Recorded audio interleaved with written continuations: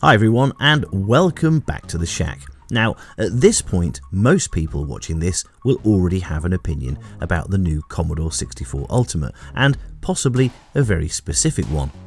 We've talked about it before, we've looked at what it does well, what it doesn't attempt to do at all, and why that restraint is probably the most important part of the story.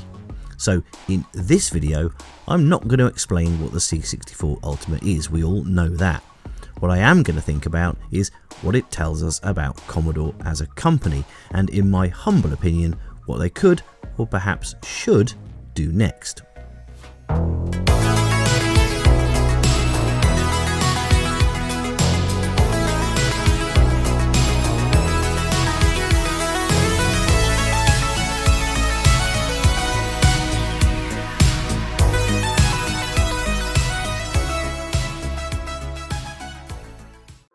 I'd like to take a moment to thank the sponsor for the channel, PCBWay. They manufacture high quality printed circuit boards ideal for restoring and recreating vintage hardware or bringing a new project to life. PCBWay also offer a fantastic PCB design service to help turn your ideas into proper working PCBs. Throw in 3D printing, CNC machining, amazing quality, fast turnaround and sensible pricing, and you've got the PCBWay. Right. Now on with the show. Choosing to begin a revived Commodore with an FPGA accurate C64 wasn't an inevitable decision. It was one of many available paths, and it was almost certainly not the path that would have generated the most immediate noise. Commodore did something far less exciting and far more revealing. It got something right. It said, quite plainly, that the starting point mattered, that if you were going to bring Commodore back as anything other than a logo, you had to demonstrate respect for the ecosystem that still exists around its most widely used machine. You had to stress that accuracy wasn't optional, that compatibility wasn't a feature but the baseline, and that the existing community was to be respected and consulted in its creation. Now, that's not nostalgia, that's stewardship. And once you accept that, the next question becomes much more interesting than it first appears, because the question isn't what would people like next, it's what does the second machine need to prove. The first machine answers a relatively simple question: can we be trusted with our own past? The second one answers a much harder question: do we understand how to move forward without breaking it?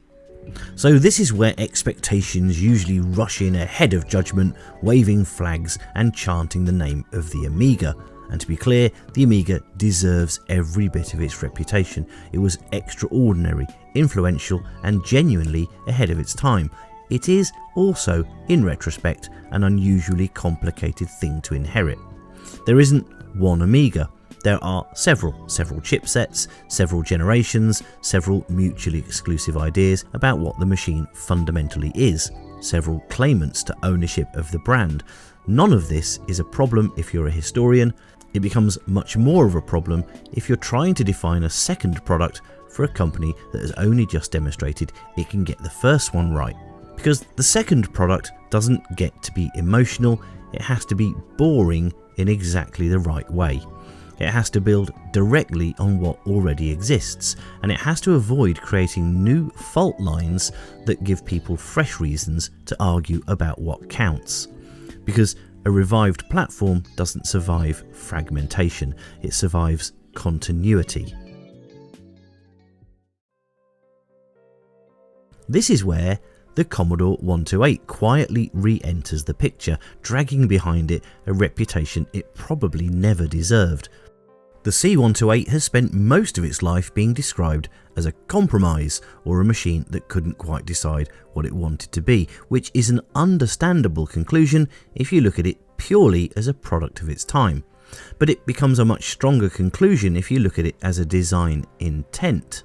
The Commodore 128 was not designed to replace the C64, it was designed to coexist with it, to extend it, to provide a path forward that didn't demand abandonment of the past as an entry fee. That's why compatibility wasn't an optional extra, why the more capable modes could be something you chose rather than something you were pushed into whether you were ready or not. That wasn't confusion, it was caution.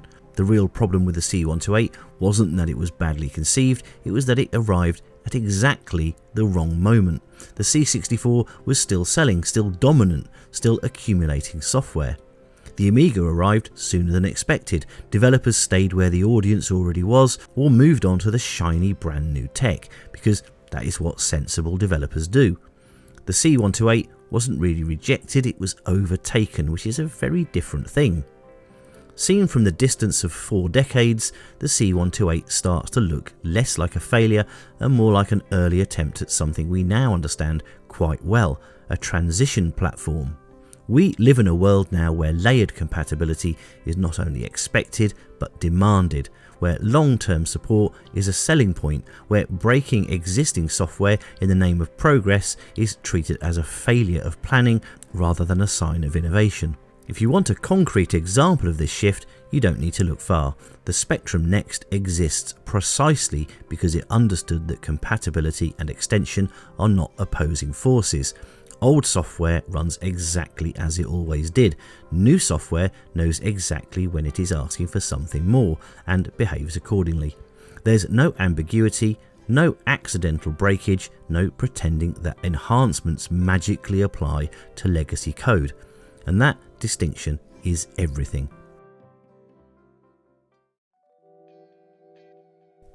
A modern Commodore 128 would need to operate on exactly the same principle.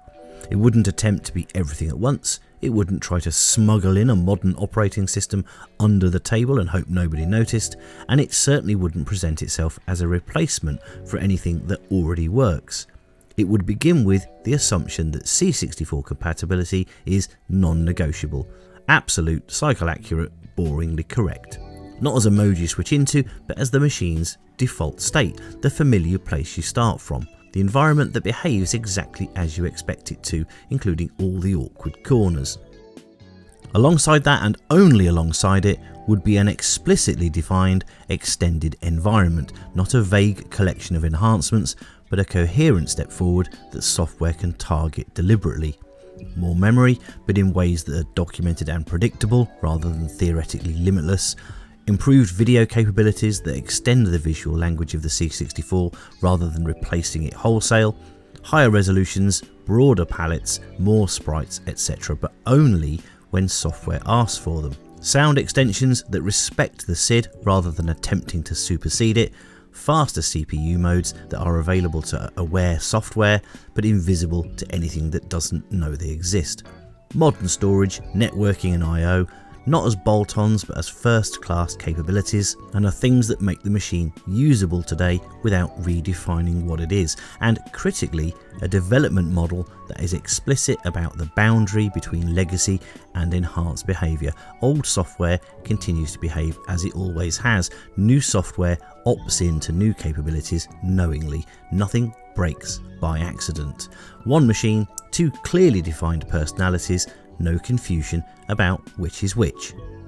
And what makes this genuinely interesting is not that it's ambitious, but that it's restrained. Nothing here requires speculative technology or heroic engineering leaps.